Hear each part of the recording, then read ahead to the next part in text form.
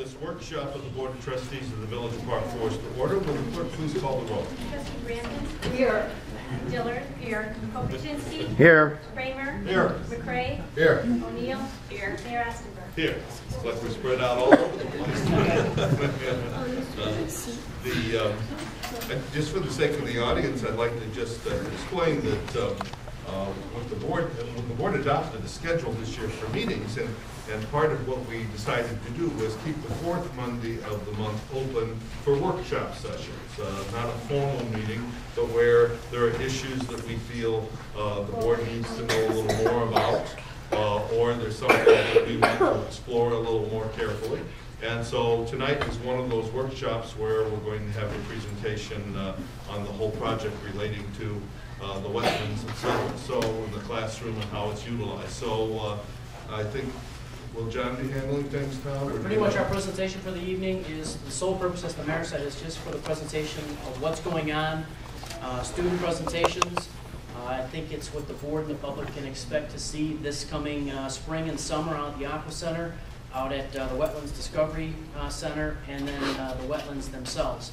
I think it's educational in nature. I think the board, based on some of the stuff that I've seen from Director Joyce, is going to be inspired and proud of what's going on in the community. And I think it's a real partnership between the youth. I think the school district is also at play, a part of this as far as funding goes. And then obviously with our facilities out at the wetlands, the Aqua Center and the Discovery Center. I think our program for tonight is a short introduction by Director Joyce.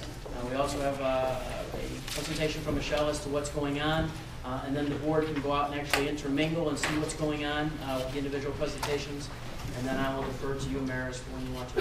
Okay, very good.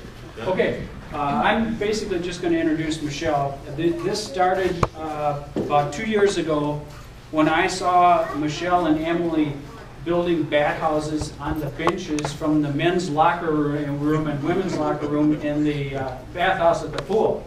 And they were bringing children and kids to the wetlands, and we thought, you know what, we need a place here.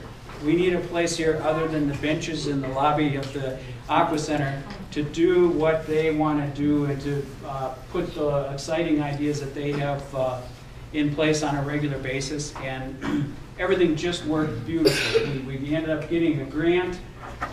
We ended up putting that on our agenda as something that's really high on our agenda with the sustainability and all things related to that. And Michelle and Marty Blaze is not here today. I think it's spring break, so she's a partner in this project. We've had all kinds of schools at the Wetland Discovery Center, even schools from the city of Chicago and all the other districts around.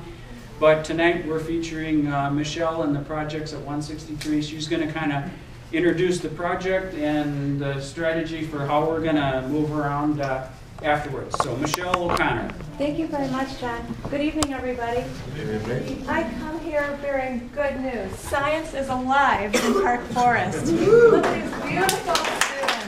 Yay! We're so proud of the students. We started a really interesting program at school called Lunch and Learn. And it came about when we needed some time with the students that had interest in science. They would come into the Science Depot. The Science Depot is a program that started about 10 years ago. Fred Segner, who was a principal at District 163, started the program in several school districts. It's a hands-on approach to science, and the students love it. It's a really good chance for kids to have science K through 8th grade. So we started a program called Lunch and Learn. And so the students come in at lunchtime once a week, and they have lunch with us in the Science Depot, and they start creating these beautiful projects. Now the projects that you're going to be looking at tonight are a step to what's going to happen on May 21st. We are going to have a science expo at the Aqua Center, the Wetland Discovery Center. And so they're already working on it. It's going to be a big day. We're building vertical gardens, enclosed butterfly garden, hummingbird gardens, working on that green roof, and learning about solar energy, because we have those beautiful solar panels on the Aqua Center right now. So these are some of our students. They are so wonderful and so brilliant. Diego, welcome. Come on in, have a seat. So good to see you. They know what they're talking about. After they finish their cookies, they're going to go to their prospective projects and they're going to explain to you what they're working on. I want to thank you so much for promoting science in this community. Thank you so much for the Aqua Center. Thank you so much for that wetland. We have seen thousands of kids in the last 10 years at the wetland. So thank you so very much for supporting such an endeavor. So without further ado, wonderful students, can you go to your tables? And you're going to be expecting some good questions, okay? All right? Yeah, oh, absolutely. Yep. Just like the beginning with science and Battery powered cars. Now, what is it you have?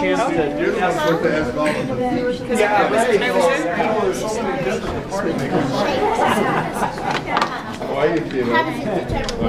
Thank you. It really. Be careful when you handle it. Why do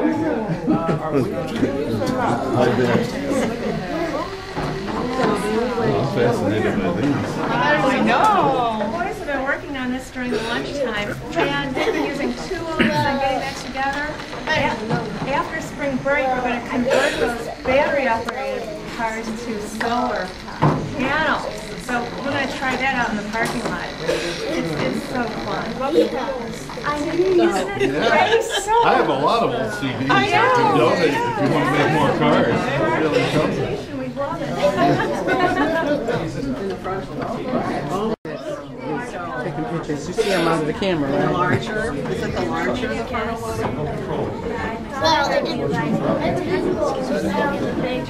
What did you learn? Does the size of the brain matter? Yes, it is. Thank you. Oh, yeah, the frontal, really in the Frontals? Okay. very, very large. That's the first thing I did. Did you actually hold that brain? Yes. Yes. Can you tell me about that? How did you come about going to tell me the school you went to? First of all, who did you meet? I went to school in another state. I met the science teacher there who was so interested in trying to turn it around. Then it goes very nice. Karen was explaining this. I didn't know what grade he was in. Actually, has 103. So she had a brain. Junior. Well, don't put the junior. I didn't know that. That's why. So women develop faster. Their brains are developed by 18 and men by 21. I didn't know that. Some of us even older than us. What happens when you're older with the brain cells? What happens with the brain when you get older? What happens to cells? Finished by May 21st. It has wind power. They figured out how they can heat water. This also has an air conditioning unit. We're going to do a desalination experiment, taking cells out of salt water. This is a greenhouse. We're going to start growing plants in there. It's an amazing thing. And really, these girls are really the most amazing team I've ever worked with. They're fantastic. That's pretty cool. Is this a model of the greenhouse that you're going to build? I found this wonderful curriculum about a year ago, and it was the closest thing that emulated what was going on top of the Aqua Center. You know, get to know and understand solar energy. This greenhouse, you can also learn how to use a thermometer, Celsius. So,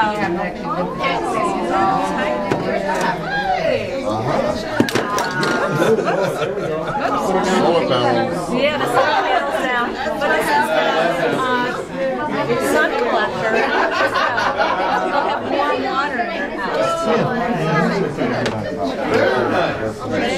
It's such a great project, and look at all the pieces and parts.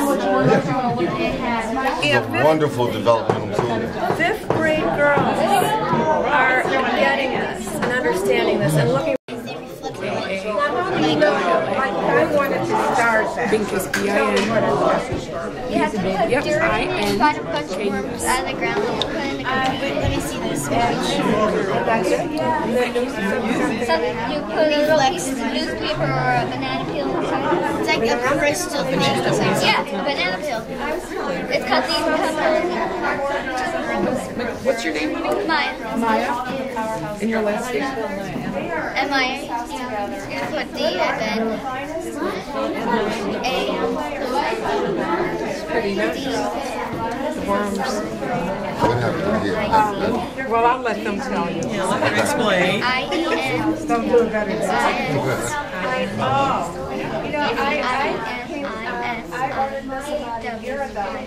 I'm going to have to have you spell that. I can just put out. Go ahead, you talk to the Jevitz. Jenna. Jenna. She has a long last name. Jenishevich? Oh, I can spell that for you right now. I can say it, but I don't Barutso. Is that a live one? I didn't see it. Oh, I said no. Yeah, he's alive. I think it's a baby. That's how a decomposes, right? Girls? I can't believe they eat paper. They do. They eat mainly everything. When they're so big, they'll eat tree bark. When the shoe falls down, it's all they'll eat tree bark. What's the lifespan? How long do they live? I didn't get to check yet.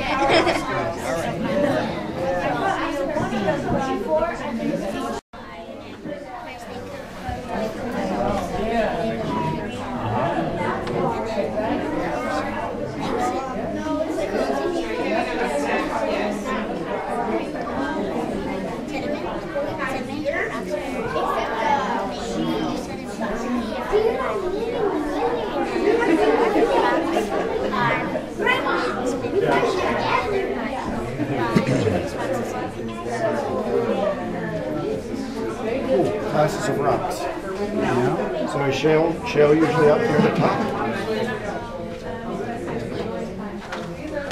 Then marble, quartzite, sandstone, some more marble. Wow.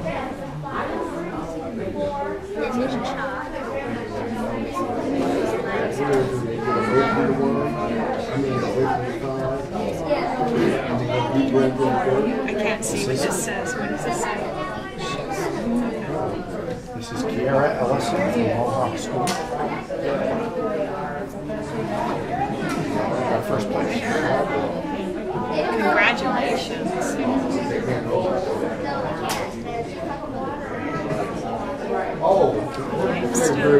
Good job. Sandstone. And why is marble? Is that different than sandstone? Okay, so marbles. And are these all layers? Quartzite? So how come there's a shale down here and a shale up there? This one is much harder. This one is much softer. Okay.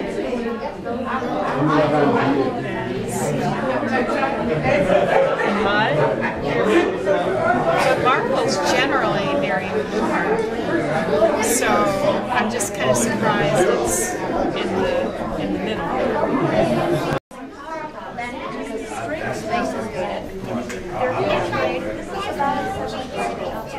I hate worms. I used to love worms. I see them in the snow every once in a while. When we have My grandma's scared of snakes, and I love snakes. Somebody else is studying birds? Someone studying birds too, or no? I don't know. I got 3 years. I think these are, this is just for the parkours, but, oh, you got bigger ones in there? Yeah. Just can't find them. Yeah, it looks like the babies are at the top. It's about owl pellets. He drew this. Well, He put some and then he just made it. and, He just made it like 3D. well, the elves don't food like regular animals. Yeah. They throw up. He actually They digest the meat. And they throw up. He actually And if you look closely, you'll see some larvae, like the parts, some feathers, and bones. My experiment was, pretty neat because you know what? I do the small pellet, is there more bones in a small pellet or a big pellet? I found out there were more bones in a small pellet. Well, first, I picked up the big pellet, and I found 93 bones. And then, I opened up the small pellet. And this time I used water, which was kind of hard because the fur stuck to the bones. And I found 103 bones.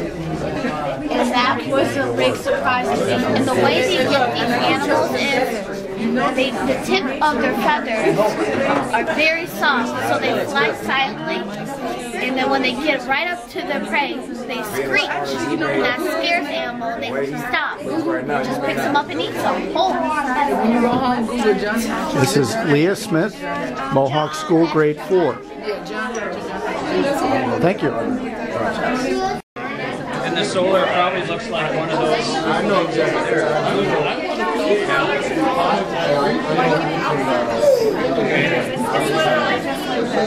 Yep, okay. That powers the method. And something like that will power the car.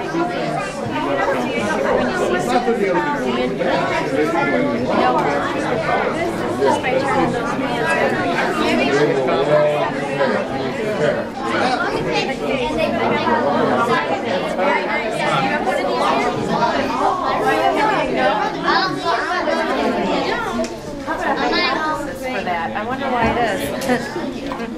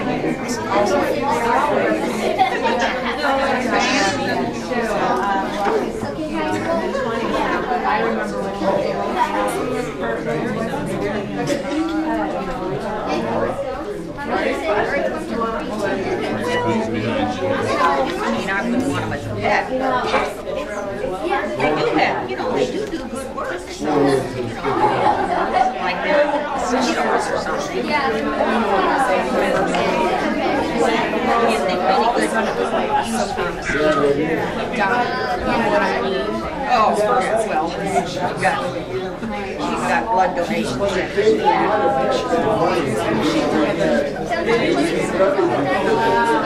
It does, doesn't it? When you smack one, you know, you can see that he's not somebody else. Yeah, that freaked me out.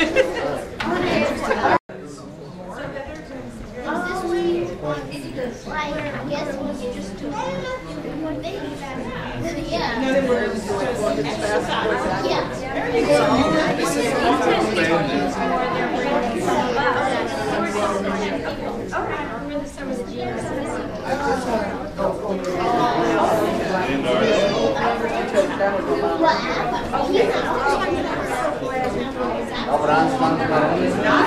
They mentioned his name. Leonardo, Galileo.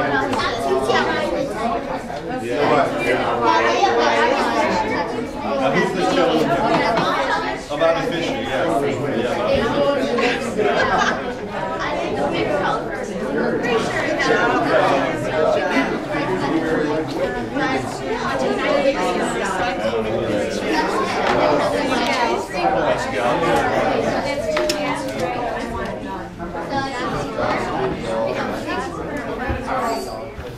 I always like the scale because some test scales you might as well take a chance on